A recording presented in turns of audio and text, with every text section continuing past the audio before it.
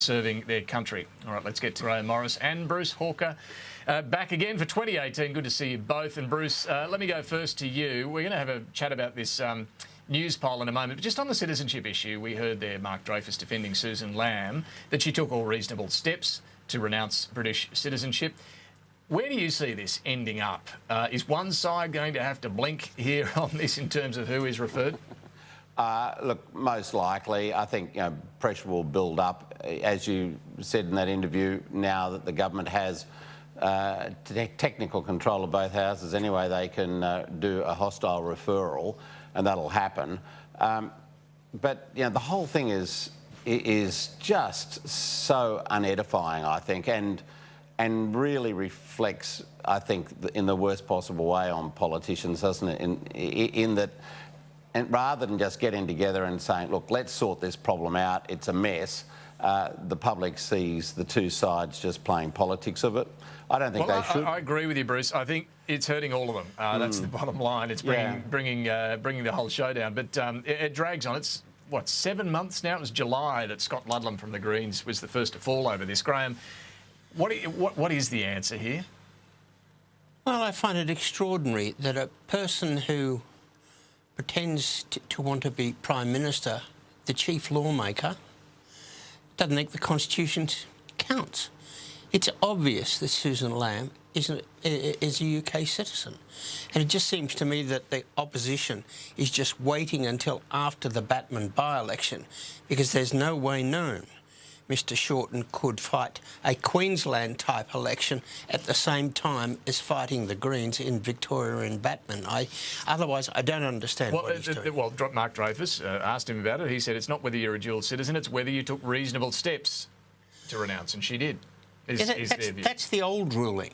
The new ruling is you either are or you aren't. And what about Jason Falinski, the Liberal MP? If there's any sort of legal doubt, shouldn't he be referred as well? As I understand it, that is far from clear-cut. Maybe it ends up in the High Court. But Susan Lamb should be there now. She shouldn't even have to go to the High Court.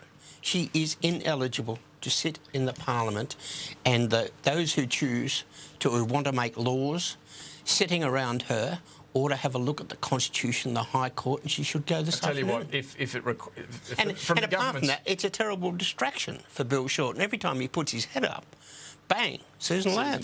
But for the government's point of view, Jason Falinski holds a seat in Mackellar, about as blue ribbon as it gets, right? So is there any great risk in saying, we will refer Jason Falinski if you refer Susan Lamb? Well, all the lawyers and all the gurus tell me there's a big difference. A big difference. And we it's not the Labor lawyers. We get into this sort of Jewish stuff in the Polish community, and it gets very murky. Anyway, we'll see where that one goes. I rest my case. Yeah, let's it just looks ugly and unedifying, and really, if our political leaders want to assert themselves as being statesmen, then and I think now's an opportunity to do it and deal with these problems about Longman and Batman. Yes, they do present challenges. I'm sure we'll discuss that in a minute, but they're looking for leadership out there in the electorate, and I think this is a great opportunity for Bill Shorten to. Well, before we get to that by-election, or indeed a number of by-elections, the Newspoll, take a look at these numbers. So the two-party preferred result sees some improvement. So does the primary figure for the coalition. They're now trailing 48-52. It's still another loss on Newspoll, number 26 under Malcolm Turnbull's watch.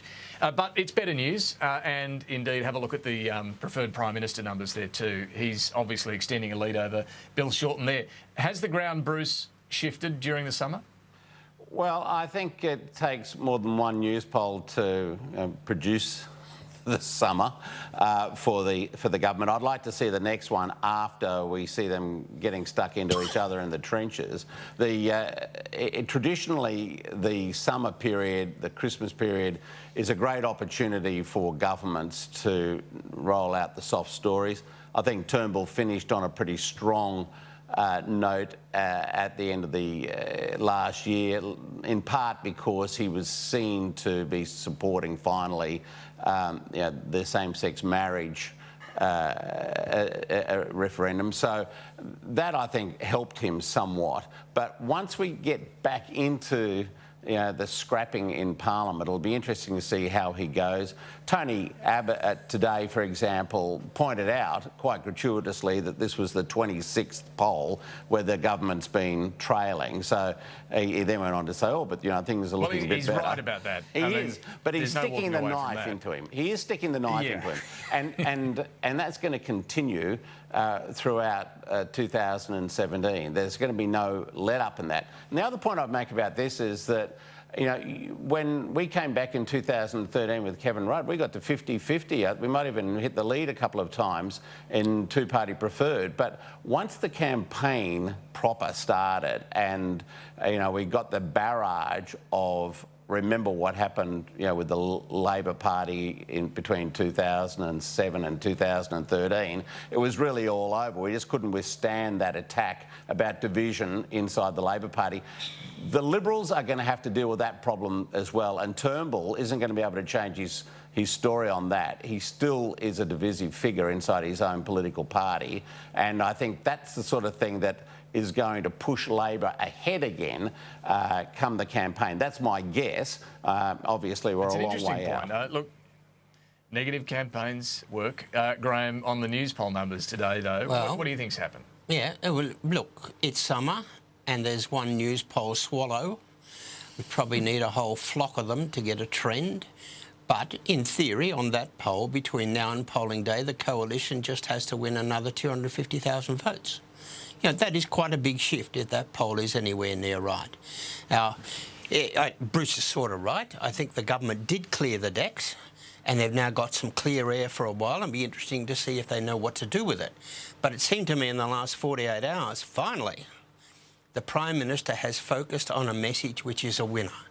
Some of those things about people's home values and renting and the economy, I've seen 2 elections won on those, and finally, even in the Parliament today, the government went for them, and you can just smell they're the stuff that you win elections on. Let me ask you directly, Graham, on company tax. How would you win over the Australian people on a company tax cut for big business, and are they doing it now?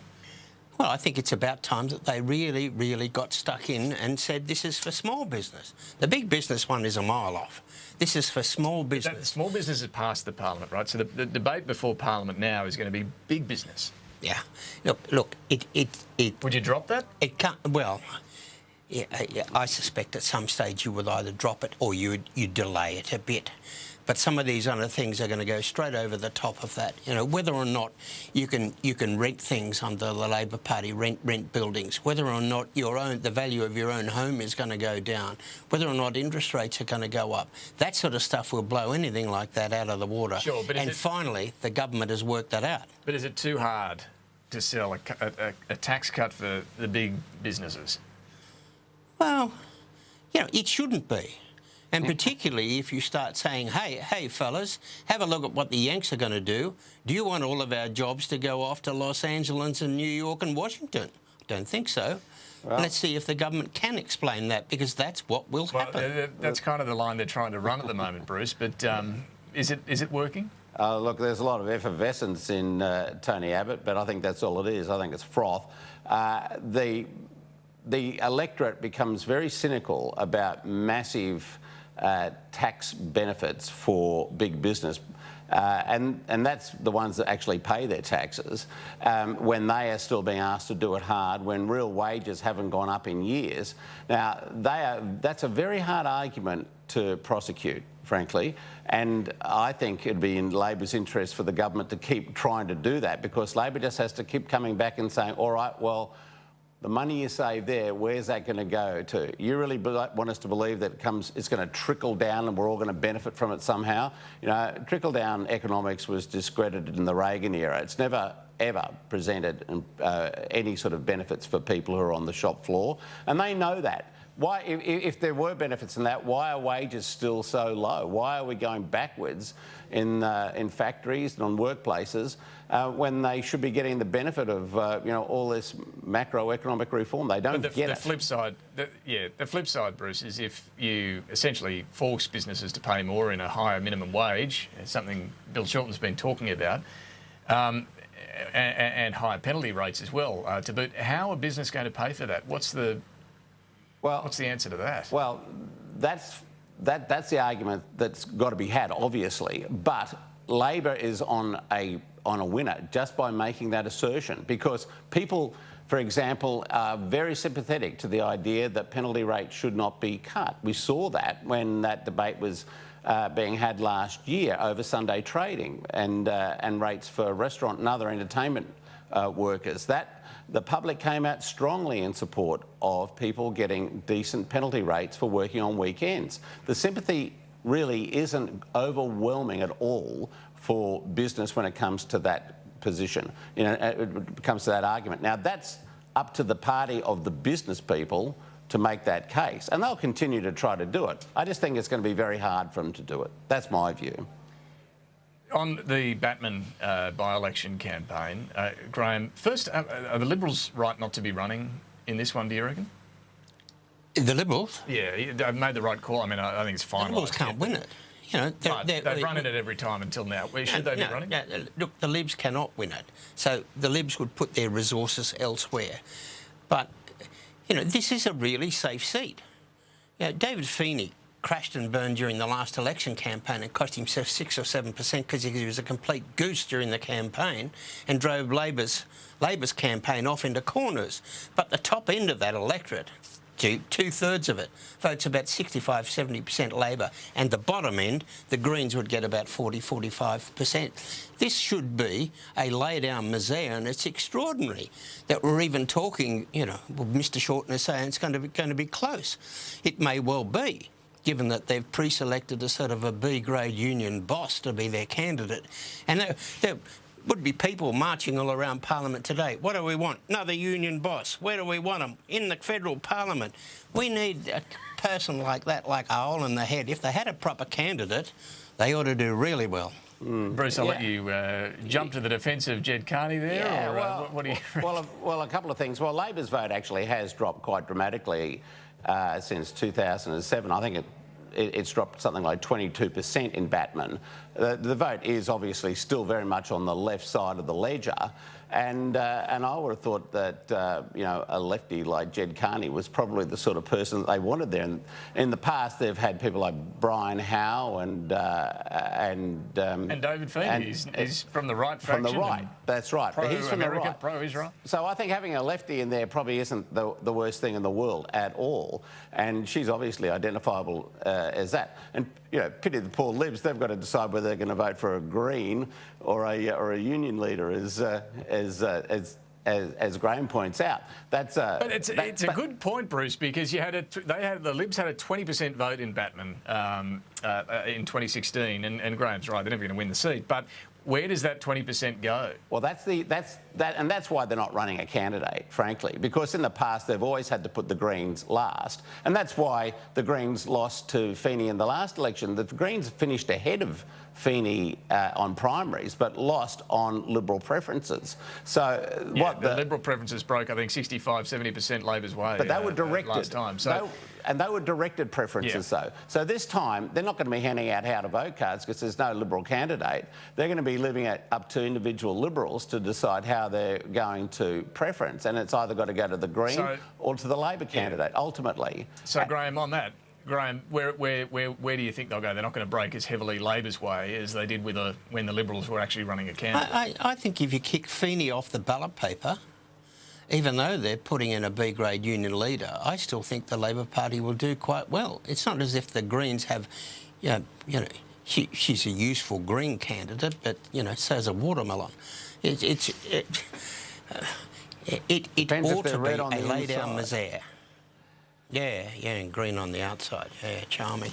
All right, but you're saying, Grahame, you think Labor can and probably will win?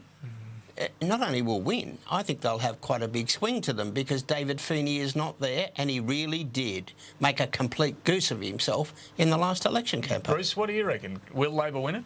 I think they will, but it'll be hard fought, and I think it'll be interesting to see the way people vote who would otherwise have voted for the Liberal Party, and they should be able to sort of work that out through a review. But my guess is that the votes from the Libs will probably split about 50-50. I mean, there'll be a lot of sort of socially progressive, fiscally conservative types who would normally vote Liberal in a seat like Batman, just like you do in Grayndler in Sydney and other seats around the country which are in the inner city, who are what they call blue-greens. You know, they're Liberals, but they've got a green sort of a tinge. And so the Greens will pick up that vote. But I think there'll be a lot of traditional Liberal people who will say, well, this is a tough choice, but at the end of the day, I'm going to vote ultimately for the Labor candidate over the Green or risk a fine. And a few of them will risk a fine. They'll go to some independent first. Yeah, there'll be a Liberal light candidate, I'm sure, independent in the mix there. Oh, there will, but they'll get eliminated. Scoop that group of votes up. Yeah, no, exactly. Anyway, lots to come still, and we don't know the date for the Batman by-election. So anyway, we'll no doubt talk about it more before then. Bruce, Graham, we've got to go. We'll catch you next week. Thank you. All right, we're going to take a break and back with the last word.